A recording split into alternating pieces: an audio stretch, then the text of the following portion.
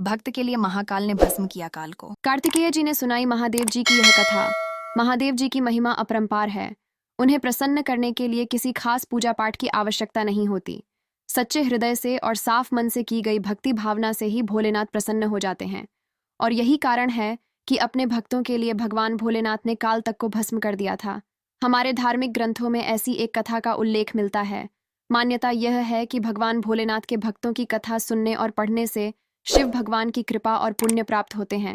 ये कथा भगवान कार्तिकेय ने आर्षि मुनियों को सुनाई थी। इस कथा को हम आपको सुनाते हैं। कथा के अनुसार किसी नगर में एक राजा श्वेतकेतु रहा करता था। राजा श्वेतकेतु बहुत ही बलवान, प्रतापी, गुणी, सदाचारी, सत्य के मार्ग पर चलने वाला और धर्म के अनुसार कार्य करने वाला व्यक्ति था। वह अत्यंत ही निष्ठा और प्रेम पूर्वक अपनी प्रजा का पालन करता था। राजा श्वेतकेतु धर्म के मार्ग पर चलने वाला, पूरी श्रद्धा भाव और आस्था से भगवान शिव की भक्ति करने वाला था। इसी कारण भगवान शिव राजा श्वेतकेतु से अत्यंत प्रसन्न थे। राजा के नगर में प्रजा बहुत सुखी थी।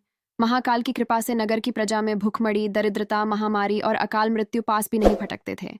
एक समय की बात है, जब राजा की मृत्यु का समय निकट आया, तब राजा श्वेतकेतु भगवान शिव की तपस्या में और उनके ध्यान में लीन थे। तो चित्रगुप्त ने यमराज से बोला कि राजा श्वेतकेतु की मृत्यु का समय नजदीक आ गया है। उनकी आयु पूरी हो चुकी है। आप उनके प्राण हर लाएं। यमराज ने अपने दूतों को बुलाया और उन्हें आज्ञा दी कि वे जाकर राजा श्वेतकेतु के प्राणों को हर लाएं। अब दूत राजा श्वेतकेतु के प्राण हरने को पहुंच गए। उस समय राजा श्वेतकेतु शिव मंदिर में थे, तो दूत बाहर खड़े होकर उनकी प्रतीक्षा करने लगे। काफी समय बीत गया। राजा श्वेतकेतु गहरे ध्यान में मग्न थे। काफी समय बीत जाने पर भी जब दूत नहीं आए, तो यमराज ने खुद काल दंड संभाला और राजा श्वेतकेतु के प्राण हरने को पहुंच गए। वहां जाकर यमराज ने देखा कि राजा श्वेतकेतु भगवान शिव की अत्यंत भक्तिपूर्वक आराधना कर रहे हैं, और वह तो गहरे ध्यान में है, और शिव भक्ति में लीन व्यक्ति का मैं प्राण कैसे हरूं? शिव भक्ति में डूबे व्यक्ति का प्राण नहीं लिया जा सकता। यही सोचकर यमराज भी वहीं खड़े होकर प्रतीक्षा करने लगे। उधर काल को जैसे ही यमराज के आने की खबर मिली, तो काल शिव मंदिर में चले गए। उन्होंने अपनी तलवार भी निकाल ली। उन्होंने देखा कि राजा श्वेतकेतु अभी भी भगवान शिव की गहरी आराधना में लीन थे। काल ने जैसे ही तलवार उठाकर राजा श्वेतकेतु को मारना चाहा, वैसे ही भगवान शिव ने अपना तीसरा नेत्र खोला और काल को देखा। भगवान शिव का तीसरा नेत्र खुलने के कारण काल वही राजा श्वेतकेतु के सामने भस्म हो गया। थोड़ी देर बाद राजा का ध्यान टूटने पर राजा ने जैसे ही आंखें खोलीं, तो उन्होंने वहां पर राख का ढेर देखा। उन्हें बहुत उत्सुकता हुई कि यह कौन है और यह क्या है। राजा ने भगवान शिव से पूछा कि यह क्या है और यह कौन है, इन्हें किसने जला दिया। भगवान शिव ने राजा को बताया कि यह काल है, जो तुम्हारे प्राण लेने के उद्देश्य से आया था। इसे मैंने ही भस्म किया है।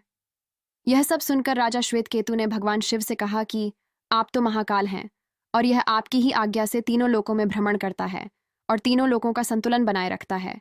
इन्हीं के डर से मनुष्य पुण्य कार्य की ओर अग्रसर होता है, और इनके बिना तीनों लोक में पाप का बोलबाला हो जाएगा।